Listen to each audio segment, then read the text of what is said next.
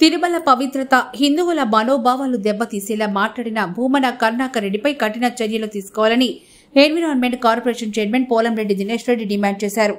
ఎక్కడో చనిపోయిన గోవులను టీటీడీ గోశాలలో చనిపోయినట్లు కరుణాకర్ రెడ్డి తప్పుడు ప్రచారం చేశారని దినేష్ రెడ్డి మండిపడ్డారు.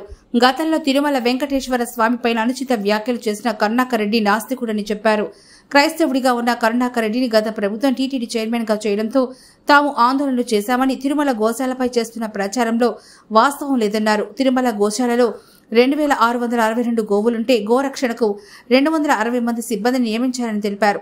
ఏదైనా కొరణంతో గోవులు మృతి చెందితే తప్పకుండా రికార్డులు నమోదు చేస్తామన్నారు. తిరుమల ప్రతిష్ట దెబ్బతీసేలా అవాస్తవాలు ప్రచారం చేసిన కరుణాకర్ రెడ్డి క్షమాపణలు చెప్పాలని, ప్రభుత్వం ఆయనపై కేసు నమోదు చేసి చర్యలు తీసుకోవాలని కోరారు. అందరికీ నమస్కారం. ప్రపంచవ్యాప్తంగా ప్రత్యేకించి భారతదేశంలో ఒక దేవతగా కొలిచే గోమాత మీద ఈ రోజున కరుణాకర్ రెడ్డి గారు అనుచిత వ్యాఖ్యలు చేయడం జరిగింది. ఆయన గతంలోనే మనం అందరం కూడా చూసాము. వెంకటేశ్వర స్వామి, తిరుమల తిరుపతి దేవస్థానంలో ఉన్న వెంకటేశ్వర స్వామి ఒక నల్ల రాయి అని చెప్పి ఆయన మీద చెప్పులు విసిరేస్తే తప్పేంటో చెప్పాలని చెప్పి గతంలోనే ఎన్నోసార్లు అనుచిత వ్యాఖ్యలు చేస్తూ తిరుమల తిరుపతి దేవస్థాన పవిత్రతని, అలానే అక్కడ గౌరవాన్ని అప్రప్రతిష్ట పాలు చేస్తున్న కరుణాకర్ రెడ్డి గారు ఈరోజు మళ్ళీ మరొక అనుచిత వ్యాఖ్య చేయడం జరిగింది.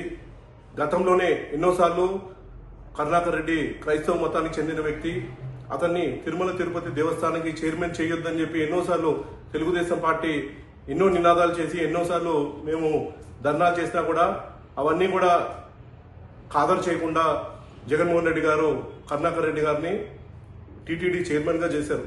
టీటీడీ చైర్మన్గా చేసిన వ్యక్తి, మాజీ టీటీడీ చైర్మన్ అయిన కరుణాకర్ రెడ్డి గారికి కనీసము తిరుమల తిరుపతి దేవస్థానంలో గోశాల ఎలా నిర్వహిస్తారనే తెలియని పరిస్థితిలో ఉన్నారంటే దాన్ని బట్టి అర్థం చేసుకోవచ్చు ఆయన చైర్మన్గా ఎట్లాంటి బాధ్యతలు చేపట్టారో దాన్ని బట్టి అర్థమవుతుంది. ఈ రోజున ఎక్కడో ఫోటో తీసి ఎక్కడో 100 గోవులు చనిపోతే ఆ గోవులన్నీ కూడా తిరుమల తిరుపతి దేవస్థానంలో చనిపోయాయని చెప్పి ఒక తప్పుడు ప్రచారాన్ని లేవనెత్తారు. ఆ ప్రచారంలో ఎటువంటి వాస్తవం లేదు. ఆ తీసిన ఫొటోస్ కూడా అన్ని కూడా చూస్తుంటే అన్ని కూడా ఎక్కడో ఒక గోశాల బయట ఎక్కడో గోశాలలో జరిగిన ఇన్సిడెంట్ ని తిరుమల తిరుపతి దేవస్థానంలో జరిగిందని చెప్పి తప్పుడు ప్రచారానికి ఆయన లేపి దాన్ని ఆ నిందని కూడా తిరుమల తిరుపతి దేవస్థాన ఏదైతే అక్కడ ఉన్న కమిటీ ఏదైతుందో కమిటీ మీద వేయడము, అలానే దీన్ని సరిగ్గా మెయింటైన్ చేయట్లేదని చెప్పి తెలుగుదేశం పార్టీ ఎన్డీఏ కూటమి మీద ఆయన తప్పుడు ప్రచారానికి లేవనెత్తారు. ముందుగా కరుణాకర్ రెడ్డి గారికి తెలియదేమో, గోశాలలో దాదాపు 260 మంది పైగా సిబ్బంది గోరక్షణ కోసము గోకి అవసరమైన సేవలు చేయడానికి అక్కడ నియమించడం జరిగింది. అలానే దాదాపు అక్కడ 2662 గోవులు ఉన్నాయి. గోవులు రోజు కూడా కొన్ని గోవులు ఏంటంటే ఎన్నో రోజులు ఎన్నో ఏళ్ల నుంచి గోవులు అన్ని కూడా ఆ గోశాలలో ఉన్నాయి కాబట్టి కొన్ని వృద్ధాప్యంతోనో లేదా కొన్ని జబ్బులు బట్టి కొన్ని చనిపోవడం జరుగుతుంది. ఏ గోశాల అయినా జరిగేది అదే.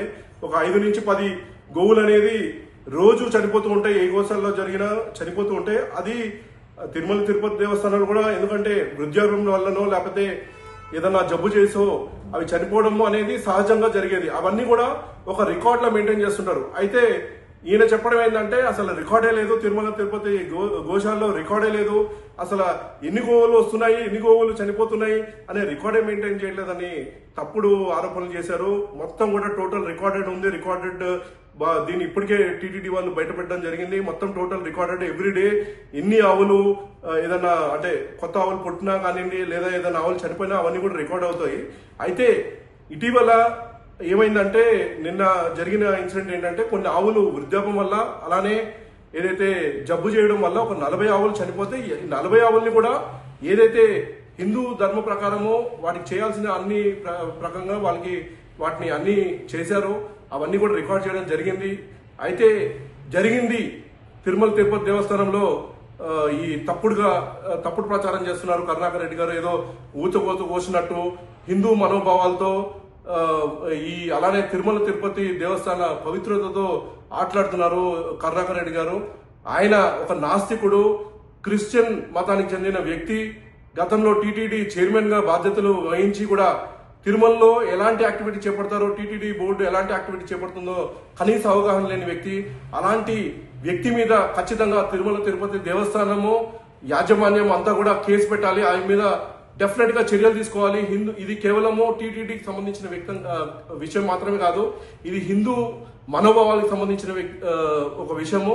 గోమాతని ఒక దేవతగా కొలిచే భారతదేశంలో ఇలాంటి తప్పుడు ప్రచారం చేసిన వ్యక్తి మరొకరు చేయకుండా ఉండే విధంగా ఈ కరుణాకర్ రెడ్డి మీద ప్రభుత్వము ఖచ్చితంగా కఠినమైన శిక్ష చేపట్టాలి, అతని మీద కేసు నమోదు చేయాలని చెప్పి మేము ఇవాళ తెలుగుదేశం పార్టీ తరఫున డిమాండ్ చేస్తున్నాము.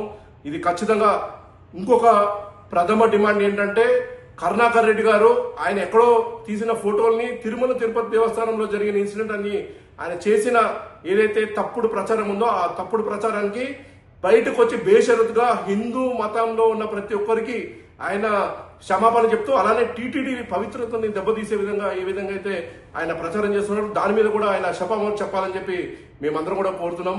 ప్రతి ఒక్కరు కూడా ఆలోచించాలి. కరుణాకర్ రెడ్డి గారికి చెప్తున్నాను, మీరు 2 సార్లు ఇప్పటికీ టీటీడీ బోర్డు మెంబర్ గా, బోర్డు చైర్మన్ గా మీరు వ్యవహరించారు. మీరు ఇలాంటి తప్పుడు ప్రచారాలు చేయడము కేవలము ఎన్డీఏ కూటమిని కార్నర్ చేయాలని, అలానే టీటీడీ పవిత్రతని దెబ్బతీయాలని మీరు చేస్తున్నారు. ఖచ్చితంగా మీరు బయటకు వచ్చి బేషరతుగా అందరినీ క్షమాపణ కోరాలని నేను కోరుకుంటాను.